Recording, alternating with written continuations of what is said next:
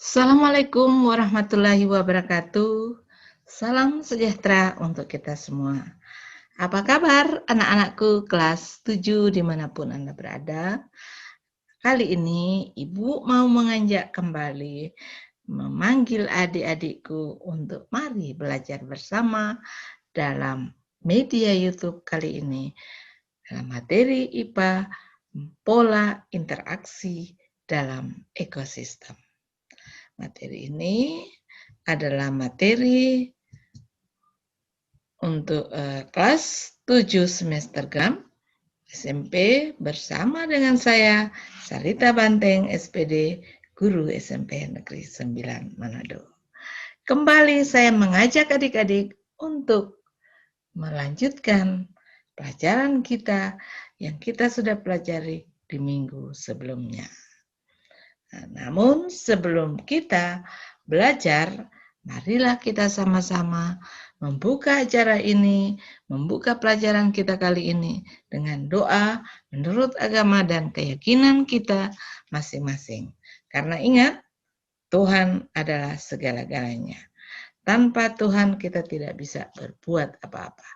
Yuk kita buka dengan doa menurut agama dan keyakinan kita masing-masing. Doa mulai. Doa selesai.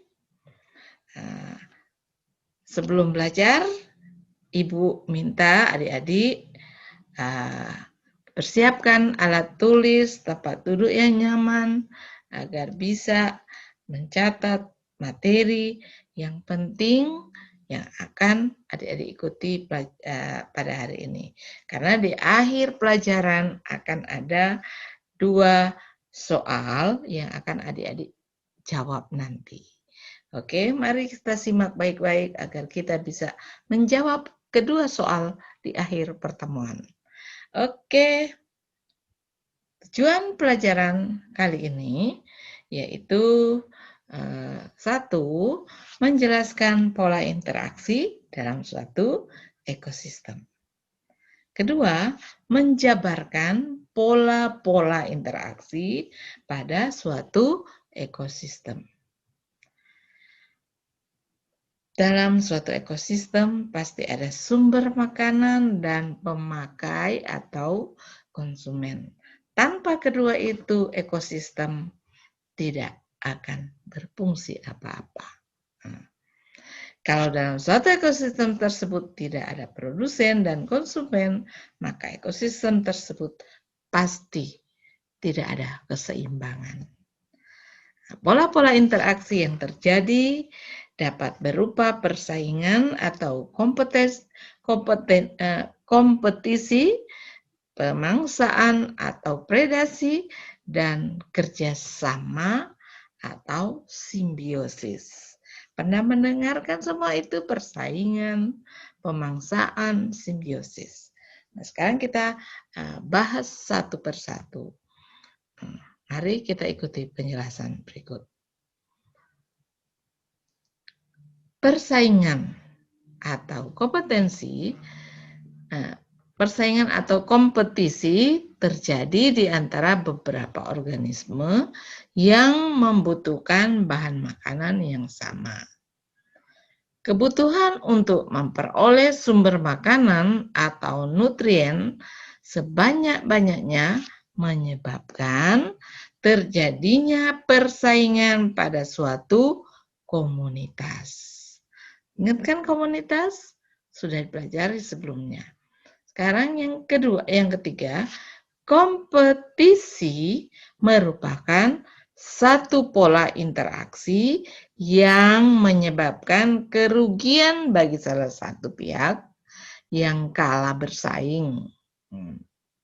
Kalau pihaknya kalah bersaing, maka dia akan tidak bisa mendapatkan makanan. Contoh kompetisi adalah persaingan antar produsen berbagai jenis tumbuhan. Untuk dalam hal ini, tumbuhan ini persaingan mereka yaitu untuk memperoleh air, sinar matahari, atau bahan organik lainnya. Nah, tumbuhan kan kalau tidak karena sinar matahari, tentu pertumbuhannya bakpangnya itu agak panjang dan lebih kecil. Tetapi kalau dia kena sinar matahari, bakpangnya itu tidak terlalu tinggi dan daunnya lebih tebal. Sedangkan kalau tidak kena sinar matahari, daunnya agak tipis dan pucat. Karena dia mau mencari matahari, maka batangnya itu menjadi lebih tinggi. Nah, kemudian pada tingkat di atasnya, yaitu konsumen primer atau konsumen yang pertama, itu konsumen yang mengonsumsi produsen secara langsung. Nah, juga terjadi persaingan yaitu dalam mendapatkan tumbuhan. Nah, seperti konsumen yang memakan produsen langsung, misalnya manusia, hewan, serangga, itu adalah konsumen yang langsung berhubungan dengan produsen. Ini juga terjadi persaingan.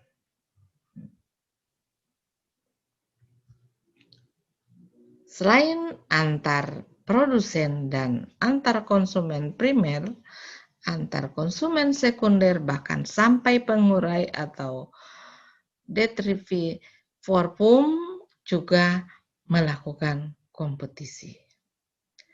Kompetisi bisa terjadi antara individu satu dengan individu lainnya dalam satu populasi. Kompetisi seperti ini disebut kompetisi interspesifik karena dia sama populasi dalam individu sejenis spesies yang sama, tetapi bersaing mencari makanan. Macam misalnya kambing, sesama kambing berebut untuk mendapatkan makanan. Itu yang disebut dengan kompetisi interspesifik. Selain itu, kompetisi ini juga dapat terjadi antara satu jenis populasi dengan jenis populasi lainnya dalam satu komunitas. Disebut kompetisi intraspesifik. Nah, berarti antar spesifik ya, antar spesies. Tanaman padi dan rumput misalnya, karena sama-sama membutuhkan makanan berupa unsur hara, maka mereka akan bersaing untuk hidup di sebuah sawah. Kalau padinya yang subur, berarti rumputnya kalah, pertumbuhannya kerdil. Tetapi kalau sebaliknya, rumput yang lebih subur dibandingkan dengan padi, berarti padi yang kalah berkompetisi. Makanya oleh petani, karena kita membutuhkan padinya subur dan berbuah banyak, maka kita katakan rumput liar yang hidup di area pertanian yang kita tanami padi itu, oleh kita anggap itu sebagai gulma atau tanaman pengganggu. Ingat ya, gulma itu adalah tumbuhan atau tanaman yang mengganggu tanaman induk seperti di sawah tadi. Padi kan tanaman utamanya, kalau rumput itu adalah merupakan gulma.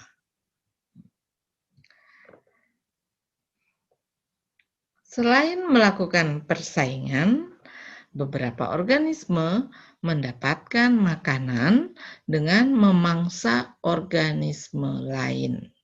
Nah, contoh adalah singa yang memakan kijang atau rusa, ataupun sapi, ataupun hewan lain yang dimakan oleh si singa tadi. Pola interaksi semacam ini disebut predasi. Mengapa predasi? Karena dia memangsa makhluk hidup yang lain. Organisme yang memakan organisme lain disebut predator atau prey atau mangsa. Pada suatu ekosistem, hewan herbivora misalnya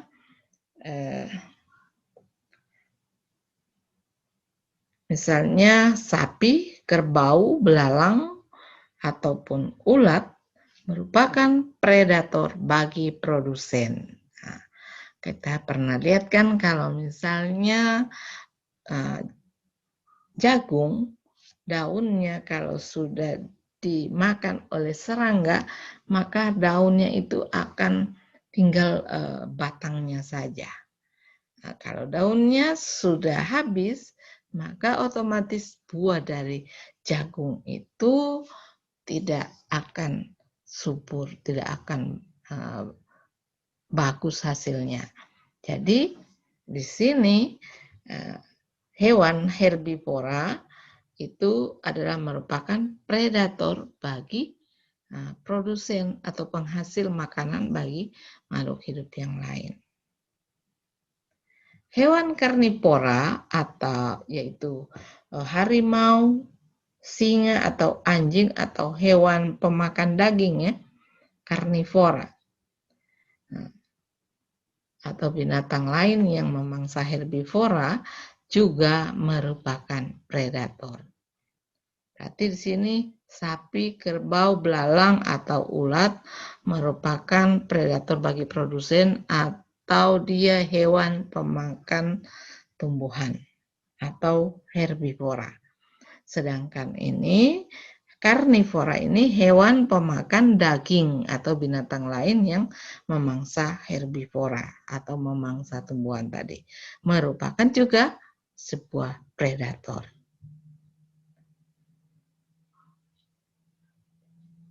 Beberapa makhluk hidup dapat hidup berdampingan tanpa melakukan kompetisi atau predasi. Jadi tidak semua harus bersaing atau berkompetisi, tetapi ada juga makhluk hidup yang dapat berdampingan hidupnya tanpa berkompetisi atau memangsa. Apa itu? Pola interaksi seperti ini disebut simbiosis.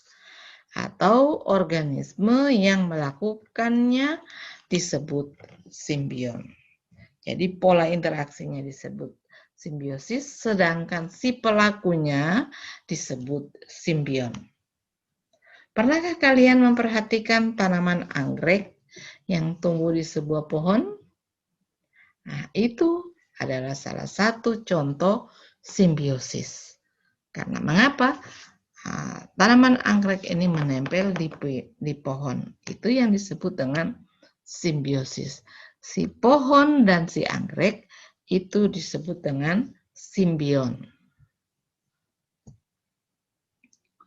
Simbiosis antara dua jenis makhluk hidup dibedakan menjadi 3 macam, yaitu simbiosis mutualisme, komensalisme, dan parasitisme. Simbiosis mutualisme adalah hubungan simbiosis yang saling menguntungkan. Berarti dua-duanya untung, tidak ada yang dirugikan. Kemudian contohnya adalah pada simbiosis antara red-billed oxpeckers atau sejenis burung jalak dan impala atau sejenis rusa. Ataupun kalau di tempat kita seperti si sapi dengan burung jalak atau burung putih ataupun burung yang lain yang memakan kutu. Burung tersebut memperoleh keuntungan dengan memakan kutu yang ada di tubuh impala. Sebaliknya, impala juga memperoleh keuntungan karena kutu di tubuhnya menjadi bersih. Enak kan? Jalaknya kenyang, si impalanya atau sapinya atau kerbaunya atau kambing atau binatang lain yang memiliki kutu kemudian jalak makan, bergejala kenyang, hewan yang dimakan kutunya menjadi sehat. Itu yang disebut dengan simbiosis mutualisme. Contoh simbiosis mutualisme ini ya, apa ini lebah dengan bunga. Saat lebah menghisap madu dari bunga ini, maka terjadilah perkawinan atau penyerbukan pada bunga ini. Sehingga bunga ini bisa berbuah. Contoh lain lagi ini adalah kupu-kupu. Yang sementara menghisap madu di bunga, kemudian kupu-kupu kenyang dengan madu dari bunga ini, sementara bunga terbantu dalam proses penyerbukan. Berikut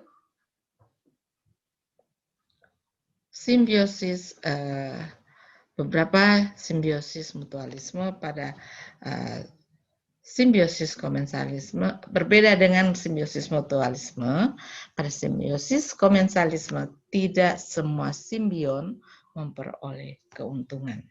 Jadi kalau di simbiosis mutualisme saling menguntungkan, sedangkan simbiosis komensalisme tidak semua simbion atau pelaku simbiosis itu memperoleh keuntungan. Simbiosis ini hanya menguntungkan salah satu simbion, tetapi simbion yang lainnya tidak merasa dirugikan. Contoh bentuk simbiosis ini adalah yang terjadi antara ikan remora dengan ikan hiu. Itu salah satu contoh, bukan satu-satunya ya. Seperti contoh yang simbiosis komensalisme yang lain, yaitu anggrek dengan pohon tempat ia menempel. Dan dengan hidup bersama ikan hiu, ikan remora akan terlindung dari pemangsa dan juga mendapatkan makanan dari serpihan-serpihan kulit hiu. Jadi kulit hiu yang sudah tua, serpihan yang sudah kulitnya yang sudah mengering, itu menjadi makanan dari ikan remora. Dan juga si ikan remora terhindar dari musuh, karena musuh yang akan memangsa ikan remora takut pada hiu. Karena hiu kan kita tahu ikan yang paling besar di laut ya.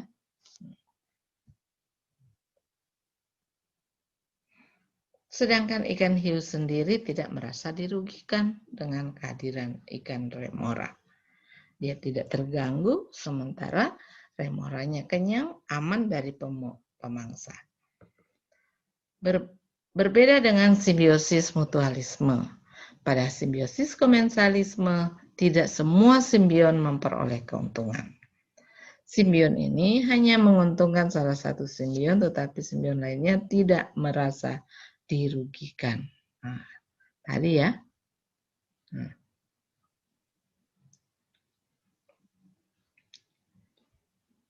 Contohnya simbiosis komensalisme yaitu ini. Itu yang kita sebut tadi, ikan remora dengan ikan hiu. Ini anggrek, ini ya, anggreknya begitu cantik bunganya, dia menempel di pohon. Tetapi anggrek yang menempel di pohon ini tidak mengganggu pohon inangnya atau tempat dia menempel. Itu simbiosis komensalisme. Sekarang yang simbiosis yang terjadi antara benalu dan pohon yang ditumpanginya merupakan simbiosis parasitisme. Perhatikan gambar nyamuk dan kutu mendapatkan makanan dengan menyerap atau menghisap darah dari manusia sampai kenyang, sedangkan manusia rugi karena menderita sakit. Ini juga contoh dari parasit. Dengan demikian, manusia merupakan simbion yang dirugikan, sedangkan kutu dan nyamuk merupakan simbion yang mendapatkan keuntungan. Keuntungannya apa? Mereka kenyang.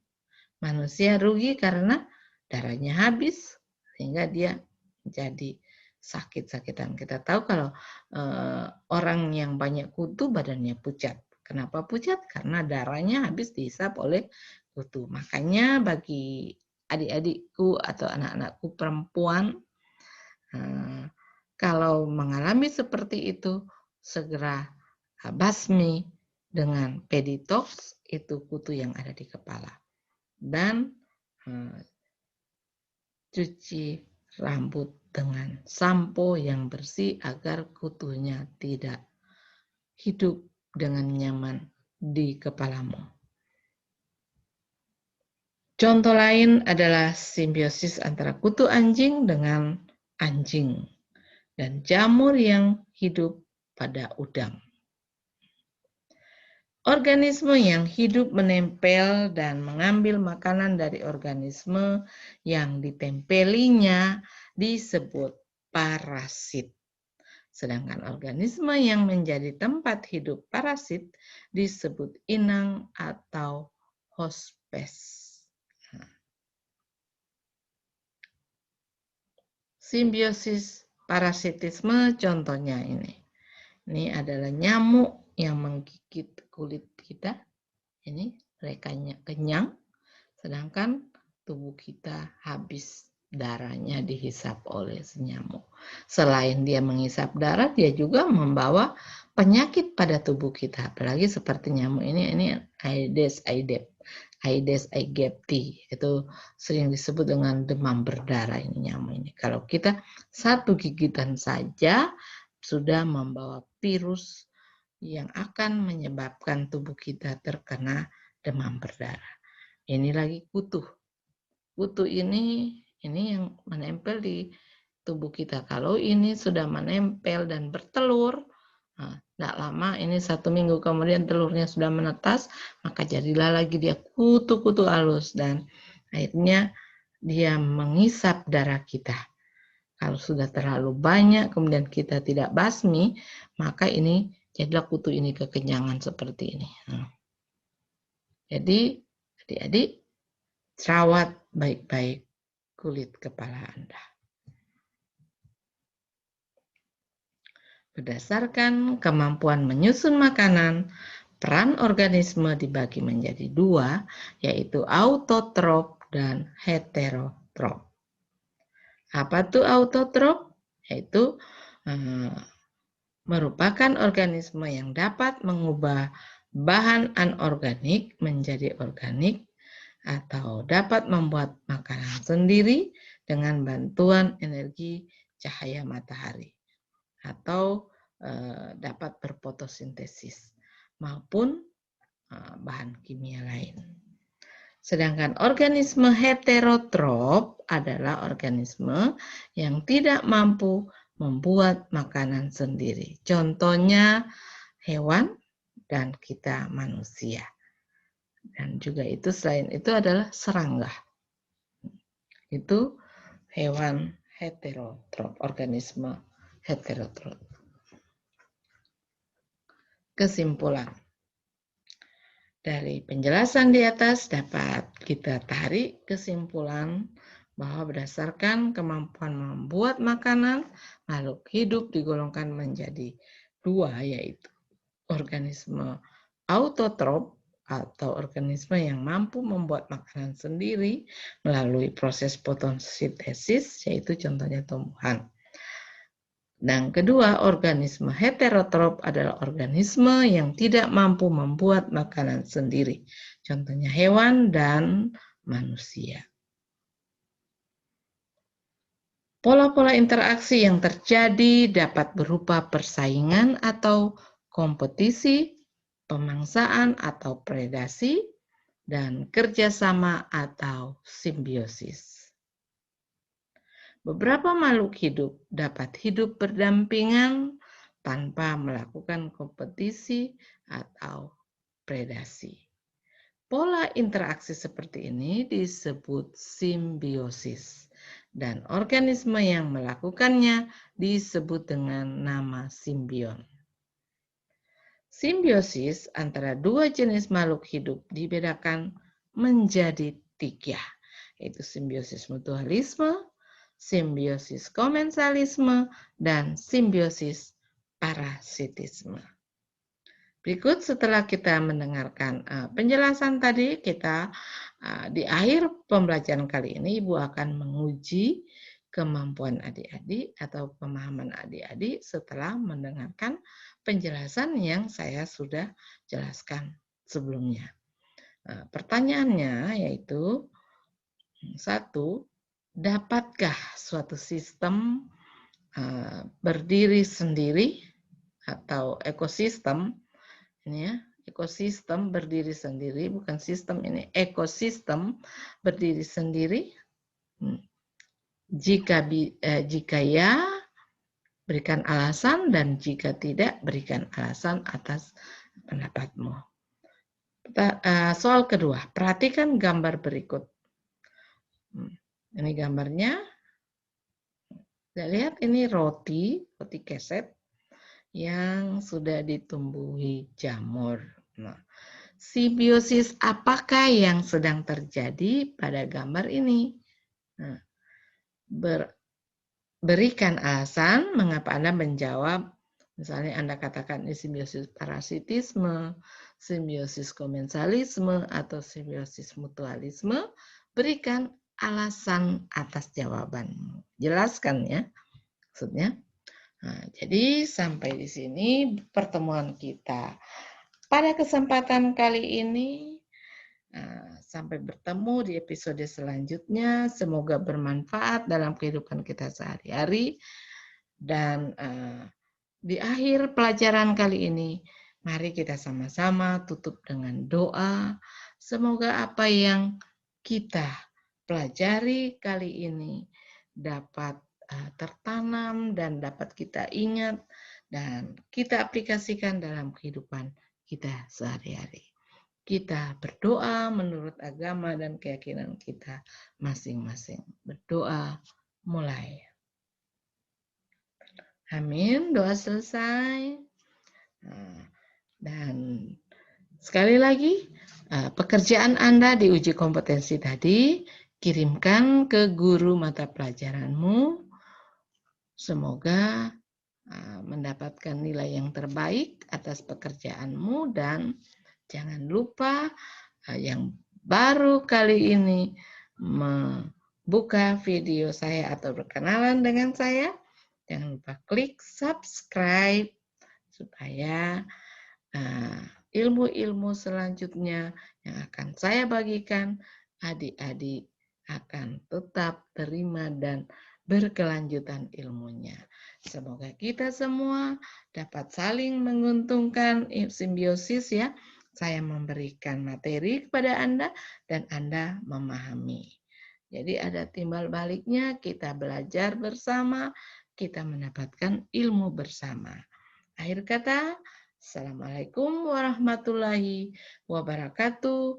Sampai jumpa.